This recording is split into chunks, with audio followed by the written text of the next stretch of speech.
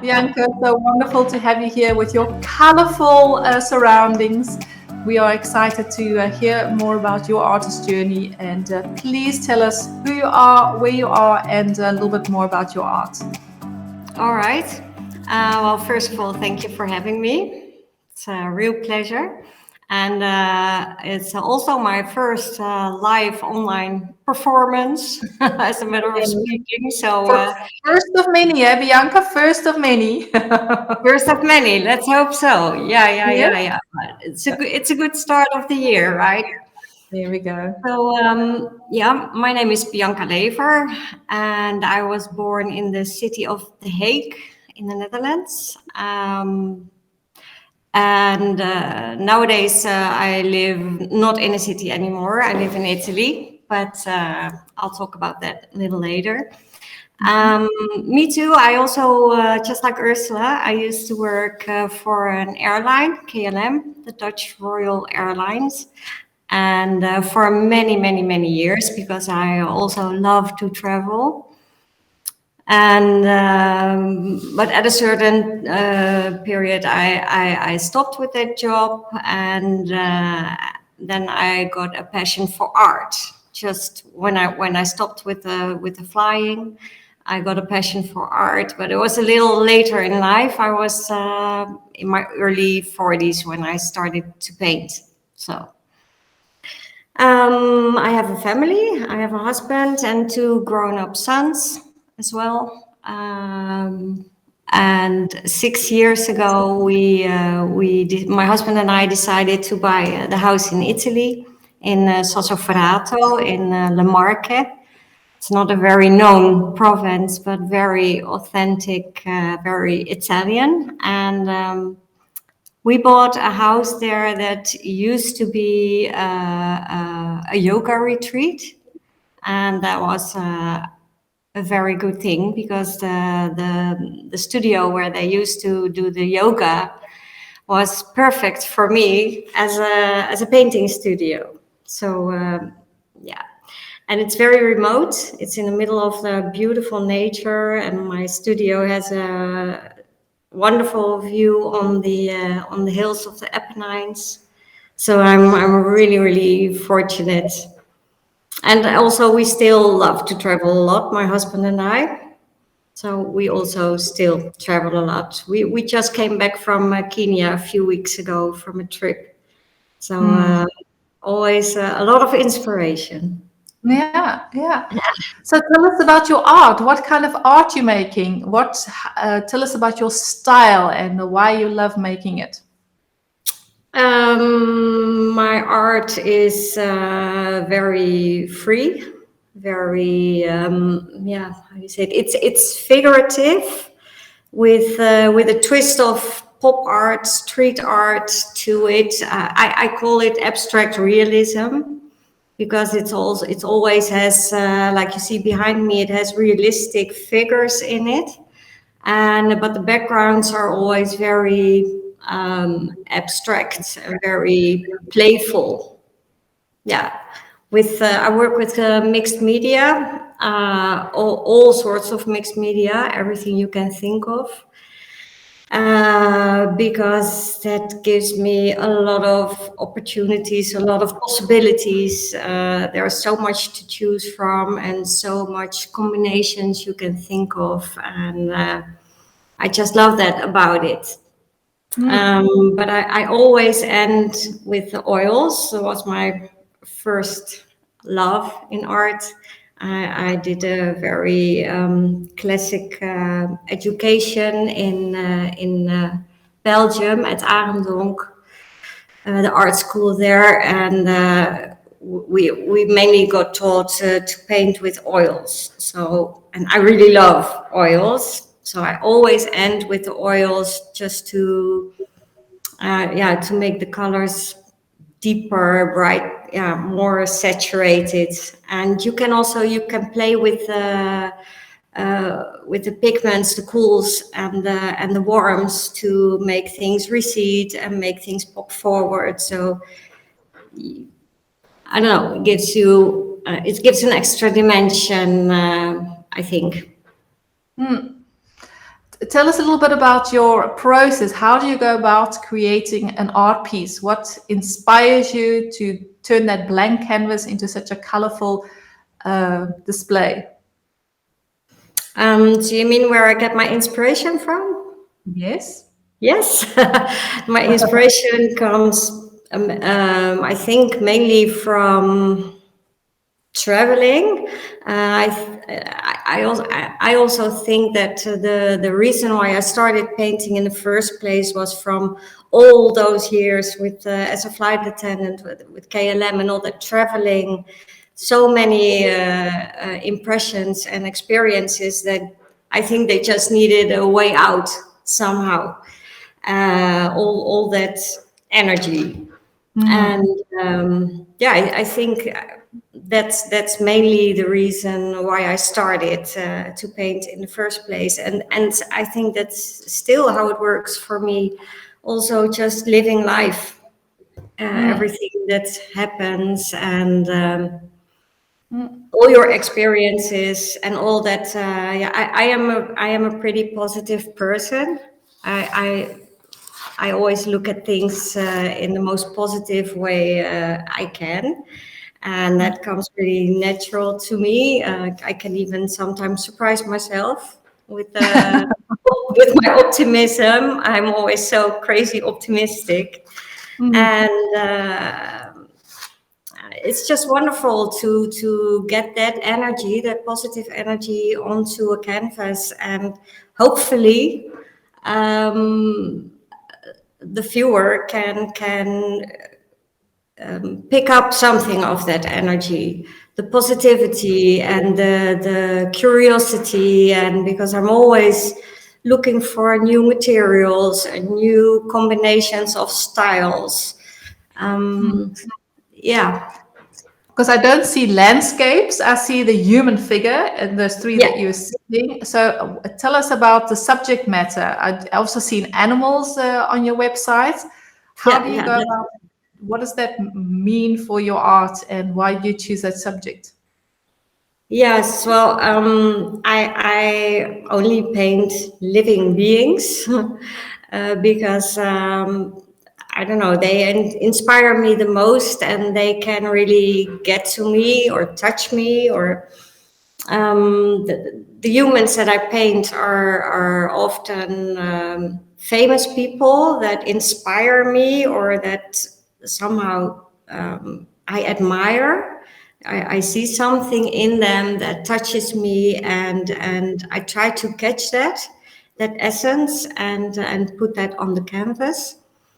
And yeah, it's so inspiring if a person touches you that way, and you can make a painting of that with your gut feeling. That's like a present every time I do that. I really love to do that. And well, the same goes for animals. I think we can also get really touched by animals. And I'm at the moment I'm doing a new series of wildlife with a combination of urban style, street style backgrounds, to combine those two worlds of the urban feel one side, and the raw nature, the beautiful animals on the other side. And I didn't know if it would work, to be honest. I just started it, and then I think it does. It's nice to put those two worlds together, and to they're the sort of opposites, but opposites attract, right? So I don't know. Something with Interesting. Yeah. Wow, exciting. So you have this concept, you think, if I put those together, then you start experimenting and then seeing how that develops and how that emerges on your canvas. Yeah, exactly. And sometimes I get an idea, and I play with that idea on digitally with a program called Pixelmator. I use that a lot on my iPad. And you can layer pictures, backgrounds, abstract backgrounds I did earlier, or images I get from Pinterest, ideas, and you can combine them all and make a digital picture of it. And because that's a wonderful way of seeing if the things you have in your head, if it's actually nice, if you put it together. Because Yeah. yeah, and it's really practical because it saves you a lot of trying out and having to make corrections on your work. You can, Yeah. or sometimes halfway the process, I make a picture and then I go play with it in Pixelmator because I have an idea. Oh, I can do this, I can do that. How does it look? And Mhm. then, oh yeah, that looks great actually. And then I Mm. do it. Yeah. Great to use technology. Yeah, Have yeah, those yeah. two, the It's digital and the bulletproof. And analog. Yeah. And I'm then there sure was that the old masters would have used it as well if it was to definitely, their. definitely, yeah. And then there was an interesting story how the graffiti ended up in the background of your work. Oh, right. Yes, yes. Well, I started that many years ago already with the graffiti. I love graffiti because it's such a fast medium and you can't really control it. There are always a lot of happy accidents. So Mhm. I love that medium. But what happened was that my son, he came home from school one day, so it was really a lot of years ago, and he had made a large graffiti plate, uh, and oh yeah, it was standing in the attic for a long time already after that. And then he moved out some years ago from our house, and then I said, "What are you going to do with that graffiti thing?" And well, I didn't want to keep it, so I asked if I could use it to make a portrait of him on top of it in oil. And he said, "Well, I don't care. You can Go use for it. it, mom. Yeah, whatever." So I took it and I made a huge portrait of him. And yeah, he has this very bright blue hair on one side, and so he's very, yeah, how do you say that? Expensive. Photogenic, very suitable for such a thing. And Yeah. then I saw the combination of that graffiti of his, very street art style, and then that oil paint portrait on top of it, and it was so. How do you say that? Um, I don't know exactly the word, but it yeah, opposites attract. How do you say that in English? So if you put two styles together, one and one is three. You know what I mean? Yeah. Yeah. The interesting, also like a clash, but Yes. and then putting those two contrasts together. Yeah, yeah, yeah. That Yeah. gives a lot of dynamic to put Tension. two opposite styles together. Yeah. I Yeah. love that. Yeah.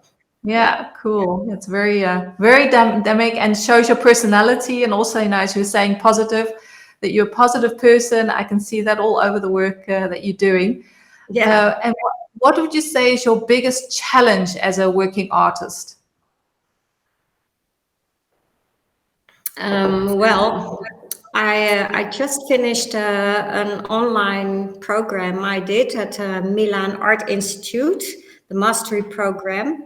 It's a program to learn to become more professional in your art. So not only technically, but also, yeah, finding your true voice, your true style. So it's a lot of soul searching, very confrontational sometimes, but also very good.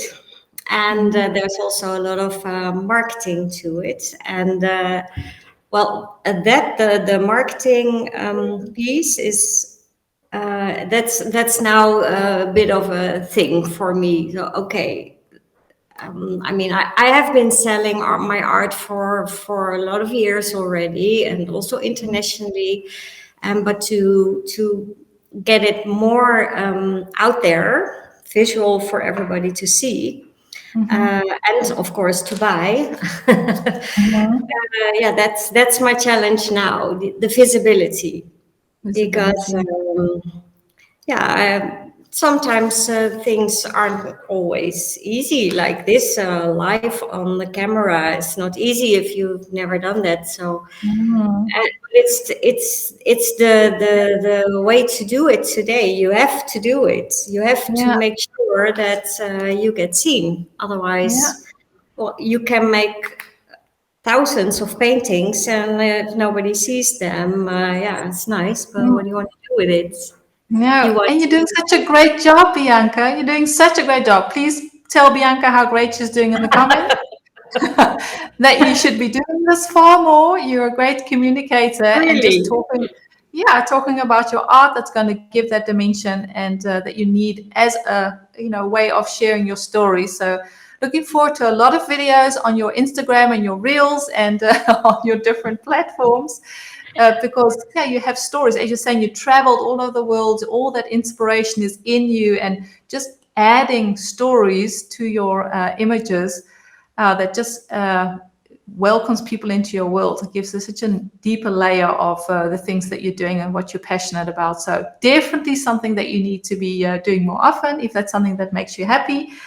And I would love for you to share just a tip. Do you have a tip maybe in your artist journey that the community that can learn from or be inspired with? Yes, well, I found, at least, yeah, that's my opinion, that we all have this really great tool, and a lot of people don't, a lot of us, and me too, in the beginning, do not realize it. But you have yourself and your personality, and I think that being authentic and being yourself, I think that's the greatest tool we all have, and you can use that.